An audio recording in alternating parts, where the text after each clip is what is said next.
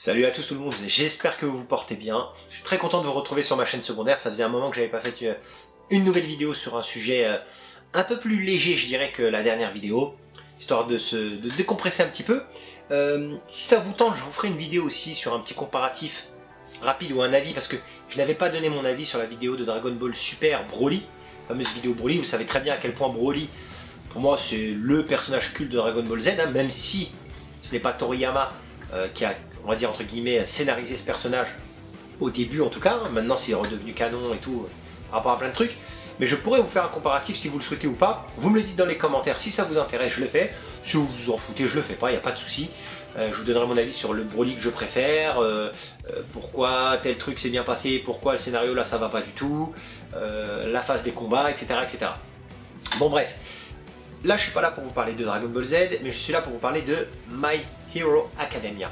Il y a quelques temps de ça, je vous avais fait une vidéo où je vous donnais mon avis sur Hunter x Hunter, et j'en ai pris plein la tête. J'étais vraiment à deux doigts de censurer les commentaires tellement que j'en ai pris plein la tête. J'ai été un inculte, quelqu'un qui ne connaissait rien, tout ça parce que j'avais descendu Hunter x Hunter, parce que j'avais été déçu par cet animé là, loin qu'il était mauvais, c'est pas ce que je voulais dire, mais il y a des trucs qui m'ont tellement énervé. Pourtant je l'ai regardé vraiment, j'ai tout regardé, j'ai vraiment apprécié d'avoir tout regardé. Bon bref, j'en ai pris plein la tête. Et à côté de ça, en parallèle, je regardais dans Seven Deadly Sins, Nanatsu no Taizai, je sais pas comment ils le disent en anglais, c'est Seven Deadly Sins je crois, un truc comme ça, que j'avais adoré. Toutes les premières saisons je les avais trouvées absolument exceptionnelles. Ils ont un personnage exceptionnel du nom des Scanners, bon ça je vous ai parlé des détails, peut-être que j'en parlerai. Et les saisons de fin, là, enfin celles que j'ai regardées là récemment, m'ont fait un peu déchanter, j'ai vraiment été assez déçu. Et voilà, bref, pour ne pas m'écarter que je fasse une introduction trop longue, j'ai décidé par la suite de me mettre sur My Hero Academia, savoir ce que j'en pense, etc. Alors vous n'hésitez pas d'abord en commentaire à me donner votre avis, ce que vous en pensez, si vous trouvez que c'est bien, pas bien, etc. Franchement, j'aime beaucoup vous lire, je prends le temps de lire quasiment tous les commentaires, déjà parce que j'en ai pas des milliers, et de deux parce que j'aime bien partager ça avec vous. Donc, quand j'ai regardé My Hero Academia, je vais être très honnête, j'ai eu du mal à m'y mettre, parce que le concept des héros, etc., je me dis ouais, en fait ils ont pompé sur One Punch Man quoi. C'est un mélange de One Punch Man, de Naruto, de trucs avec des clans, des rangs, des missions. C'était du vu et revu quoi pour moi. Et ça commençait un petit peu cette ambiance là, avec des espèces vous savez, des élèves on va dire, qui doivent prendre des cours, apprendre à être des espèces de héros. Donc chez Naruto c'était des ninjas. Dans One Punch Man c'est vraiment des héros avec des classes A, B jusqu'à la classe S, etc. qui doivent affronter les ennemis. Je trouvais que c'était facile. Et je me suis dit ouais bon, allez, il y a eu One Punch Man, ça a cartonné, ce truc là il a dû sortir entre temps, il a dû reprendre un petit peu le concept, ça va pas me tenter plus que ça. Et en plus de ça, le héros Deku, qu'on va appeler Deku, enfin il s'appelle, c'est son surnom, Midoriya, physiquement dans les artworks, enfin dans les dessins, je le voyais comme ça, ouais, c'est un gamin encore, voilà. Ça va être lambda. Je me suis dit ça va être lambda, ça va être un animé, pourquoi regarder ça alors qu'apparemment il y en a des vachement bien comme Demon Slayer, tout ça que j'ai toujours pas regardé, qui sont super bien, et qui ont l'air d'être en tout cas super bien, et voilà. Et puis j'ai commencé à regarder, et je vais vous dire une chose, je vous le dis direct, comme ça je vous annonce la couleur, c'est peut-être l'un des meilleurs animés que j'ai regardé en mon sens, depuis très longtemps. Franchement, il serait sorti dans les années... Déjà, j'allais vous dire, s'il serait sorti dans les années 90, il aurait été culte pour moi. Il est culte pour moi. Pour l'instant, là où j'en suis à la saison 5. Je vais vous dire où j'en suis. Hein. Donc je suis désolé si je spoil un petit peu, mais je vais essayer de faire attention quand même à ce que je dis. Je suis à la saison 5, là où il y a les deux classes de seconde qui s'affrontent par groupe. Voilà, il y a un tirage au sort, il y a plusieurs groupes qui sont faits, ils s'affrontent par groupe pour savoir un peu qui est la meilleure des deux écoles, enfin des deux classes plutôt. Donc, qu'est-ce qui s'est passé? Donc j'en suis à là, et je vais vous dire un truc. On m'avait dit que ça descendrait un peu en qualité vers cette saison-là, ben pas pour moi. Vraiment pas pour moi. C'est vraiment un shonen pour moi des années 90, avec cette mentalité que j'aime des années 90. Vraiment, il y a peu de choses que j'aime pas là-dedans. Alors, on va commencer par un truc simple, histoire qu'on passe à autre chose rapidement. l'OST. Exceptionnel de bout en bout. Il n'y a vraiment pas beaucoup de musiques qui sont pas incroyables. Et aujourd'hui, pour me faire vibrer dans des musiques, moi, quand j'écoute certaines musiques, c'est les musiques de DBZ que j'écoute. Les musiques DBZ de l'époque, j'en écoute encore de temps en temps, je me dis, waouh, je me souviens de cette musique-là, c'était dans telle scène, cette musique-là, c'était au moment où les cyborgs ils arrivaient, cette scène-là, c'est au moment où Cell devenait parfait. Vous voyez, il y a des musiques comme ça, moi je peux les écouter en boucle dans ma voiture, tellement elles vous font frissonner. Et ben, ça faisait longtemps que j'avais pas entendu des musiques d'un animé qui me faisaient frissonner et qui arrivaient à me faire ressentir ce qui se passait dans l'écran. Il y a des fois où je me sens concerné limite par ce qui se passe, il y a des situations où je suis limite avec eux. Et ça passe beaucoup à travers une bonne OST, une bonne musique. Il y a une musique qui s'appelle You Said Run, je crois, You Said Run ou un truc comme ça, mais alors elle est dynamique. Typiquement c'est le genre de musique que vous mettez au moment où vous allez au sport, à la salle pour pousser. Ça bouge, c'est motivant, moi elle me met des frissons. Franchement, ça m'a fait tellement plaisir de ressentir des choses que j'ai ressenties dans DBZ. Ça faisait longtemps que j'avais pas ressenti ça. J'avais un peu ressenti ça pour Nanatsu no Taizai. Vraiment, dans les premiers épisodes, il y avait des petites sensations qui étaient sympas, mais je trouve qu'ils ont beaucoup gâché le potentiel de Nanatsu no Taizai avec l'amourette qu'il y a entre le héros et la nana. Ça m'avait vraiment saoulé, et d'autres passages un petit peu énervants, mais c'est pas le cas de My Hero Academia. My Hero Academia, c'est, pour planter un petit peu le décor, c'est des gamins qui sont dans un lycée, et qui, en fait, tous les humains, enfin la plupart des humains, naissent tous désormais avec ce qu'ils appellent un alter, c'est en vérité un pouvoir que tu as en toi. Alors oui, il y a beaucoup de copier-coller, oui, il y a du... Ils n'ont pas inventé la poudre avec ça, franchement, clairement. Ils ont pris des bribes à gauche à droite, par exemple le coup des alters, des pouvoirs innés, c'est un peu les coups des fruits du démon. Hein, vous allez d'ailleurs, je vous jure, il pourrait y avoir un cross entre My Hero Academia et One Piece sans aucun problème. Il y a des pouvoirs qui sont absolument équivalents. Mais c'est pas trop le cas par exemple d'un Naruto, où là c'est plus du ninjutsu, c'est des techniques à proprement parler, c'est un peu différent quand même. Mais My Hero Academia, je dirais presque à l'instar d'un One Punch Man au final, mais plus d'un One Piece, il y a vraiment des persos qui ont des alters, qui naissent avec des alters. Donc tout ça, il vous l'explique dans l'histoire, hein. C'est à la base, il n'y avait pas de pouvoir, puis un jour, il y a un bébé, j'espère qu'on en saura plus là-dessus, qui est né en Chine avec un pouvoir, et depuis là, la plupart des gens dans l'humanité ont des pouvoirs. Et il y a vraiment des pouvoirs à la Gaara, pouvoir de sable, pouvoir de glace, pouvoir de feu, hein. Vraiment des trucs assez clichés, je dirais, mais moi qui m'ont fait vibrer, qui m'ont fait vraiment vibrer, parce que c'est parfaitement exploité, vraiment c'est parfaitement exploité. Alors j'ai eu des réserves, dans les débuts j'ai eu des réserves, j'ai un pote collègue, on va dire, qui s'appelle Fouad, que vous connaissez désormais, qui m'avait dit, voilà, One for All. Alors One for All, c'est un peu le grand big boss des gentils, on va dire, parce qu'il y a les héros, puis il y a ce qu'on appelle les vilains.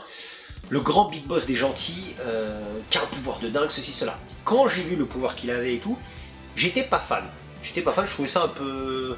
Ouh, comment ça, c'est lui le plus fort des gentils? Ouais, je suis un peu déçu, quoi, Mais au final, avec le temps, on apprend un peu pourquoi il est si fort que ça, etc. etc. Mais j'ai pas été très impressionné, on va dire.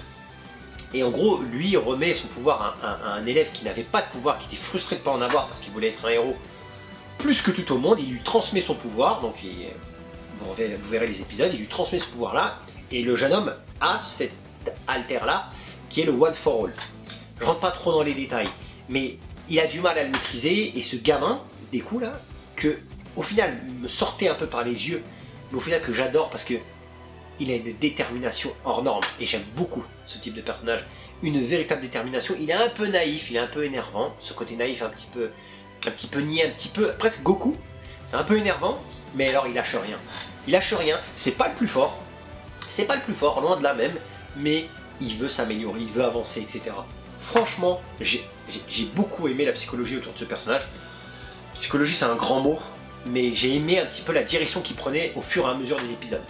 Et un autre point qui est extrêmement important, et je dirais qu'avec les musiques, parce que les musiques sont vraiment ouf, elles sont toujours bien placées, je les écoute même hors contexte, c'est la tension, alors là, L-A, plus loin, la tension qu'il y a dans les épisodes. C'est-à-dire, il y a un enjeu. Quand vous regardez Dragon Ball Super aujourd'hui, il n'y a pas d'enjeu. Il n'y a absolument pas d'enjeu. Ils nous ont présenté des personnages gentils qui avaient une force tellement hors norme qu'en vérité, il n'y a pas de vrai méchant dans Dragon Ball Super. Il y a eu Zamasu à un moment donné, mais on sait tous que Zamasu, on aurait pu le plier vite fait. Bon, si vous lisez les scans, il y a eu Moro, je n'ai pas senti le danger. Il y a eu, voilà, c'est pas ouf, franchement c'est pas ouf.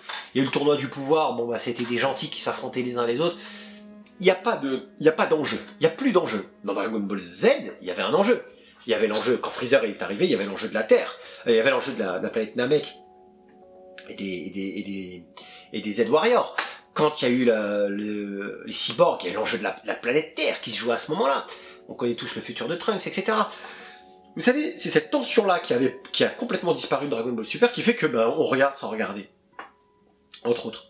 Et là, dans My Hero Academia, il y a de la tension. Il y a des events qui se passent, vous y attendez pas. Et ça dès le début du manga, dès le début de l'animé. Il n'y a pas cette phase un peu longue, un peu chiante d'apprentissage du héros.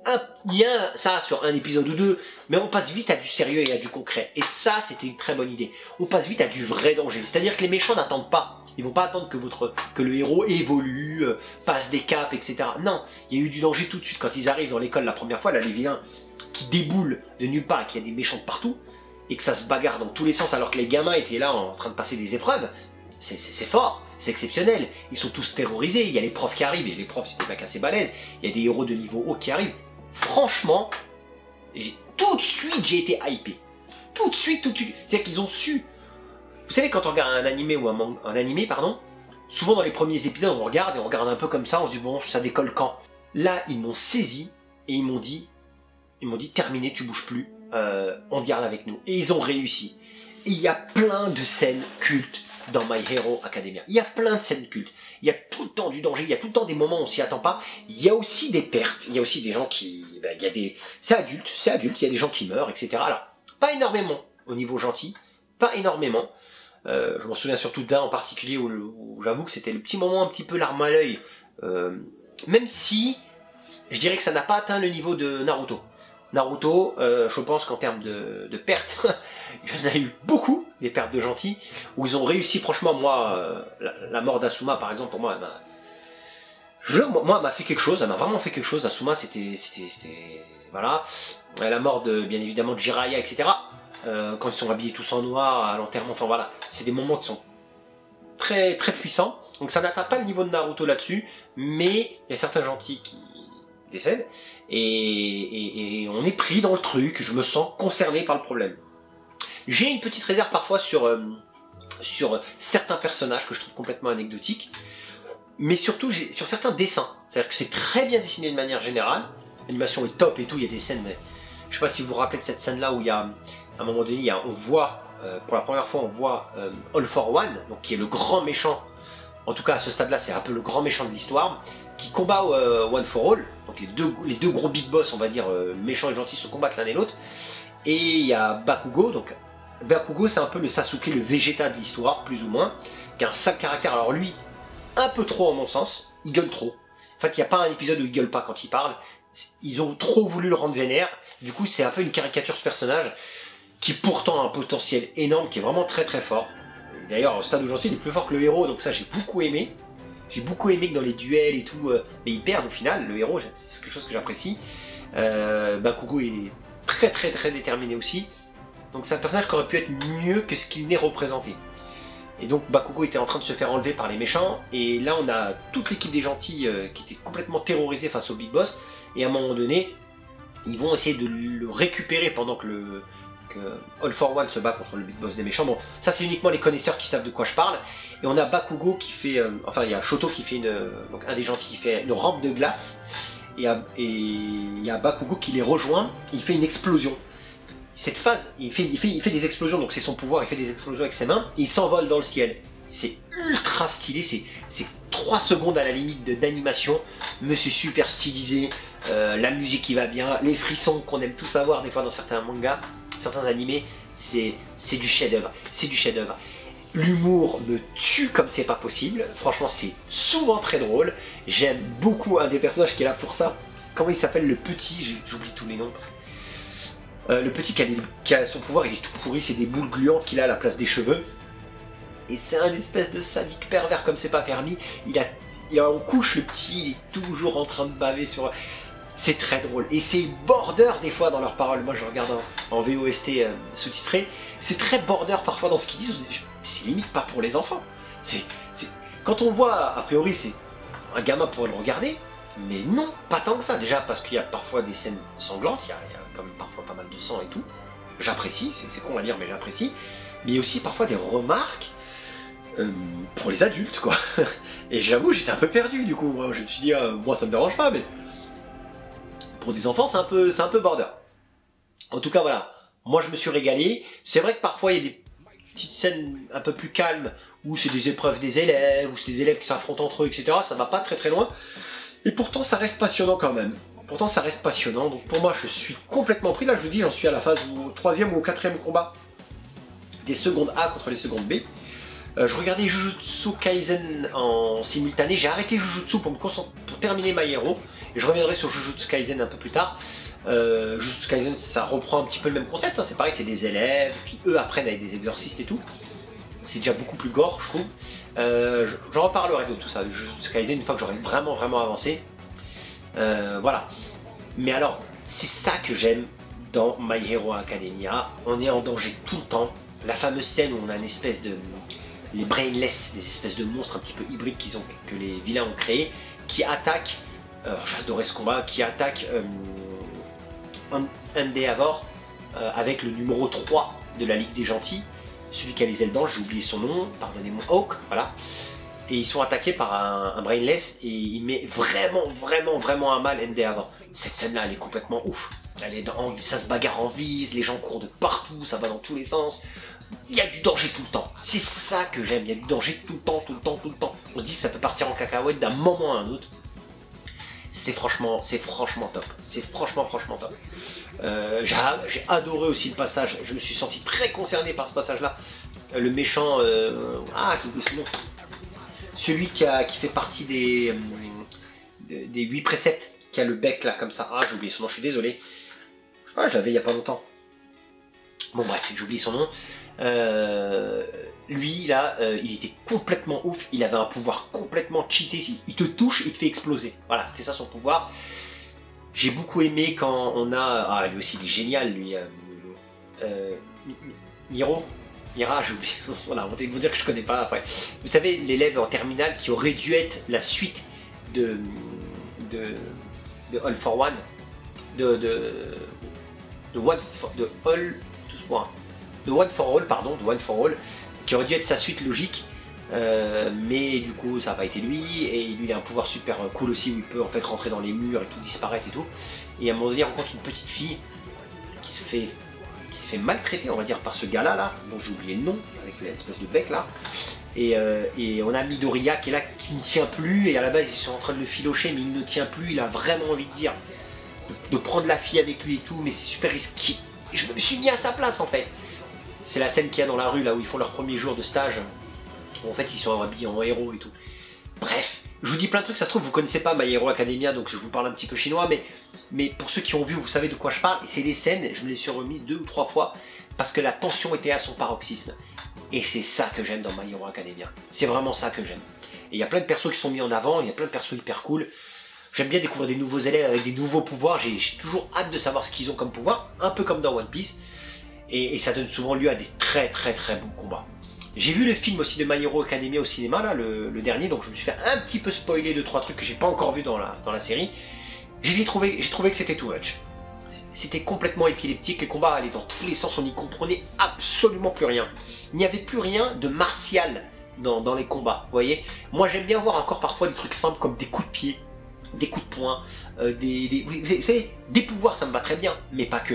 Je veux voir des arts martiaux, je veux voir des phases de combat, voilà, lourdes et magnifiques. Et autant c'est le cas actuellement dans My Hero, il y a de belles scènes de combat, il y a vraiment de très beaux combats. Et il y a souvent en plus ce que j'aime par-dessus tout des combats à plusieurs. J'aime bien quand ça va dans tous les sens. J'aime bien quand c'est des 3 contre 3, 4 contre 4, ou des fois des Battle Royale, quand c'est bien représenté, hein, pas comme dans Dragon Ball Super avec le tournoi du pouvoir. Quand c'est bien fait un peu à la Marineford dans One Piece, j'aime ça. On sait plus regarder où, il y a des pouvoirs de partout, c'est un sacré bordel. C'est juste génial. Et ça dans My Hero, même s'il n'y a pas eu encore de bataille complètement générale, il y a ça. Il y a des combats qui vont un peu dans tous les sens. Il y a un autre perso que j'adore, c'est Eraserhead. C'est l'un des profs là qui est un peu le Kakashi, je dirais presque du truc. Bah, il a la classe et tout, moi j'aime beaucoup ce perso. Et le terminal s'appelle Mirio, ça m'est revenu. Mirio, qui, son apparence un peu, il ressemble à Tintin, le mec, il pas très charismatique. En fait, il est super cool comme personnage, j'aime beaucoup. Voilà, et il s'appelle Howler, non, Comment il s'appelle celui avec le bec là, le méchant là, le mafieux, parce qu'ils font partie d'une famille Yakuza. Bref, mettez-le moi dans les commentaires, j'oublie, ça m'énerve. Voilà, c'est juste ouf pour moi. My Hero Academia, je suis à la 5e saison et je vous jure que je ne suis pas déçu. Un chef-d'œuvre en mon sens. Partagez donc votre avis dans les commentaires, j'ai hâte de savoir ce que vous en pensez. Et j'espère que la vidéo vous a plu, on se retrouve pour une prochaine vidéo si vous le souhaitez. Ciao!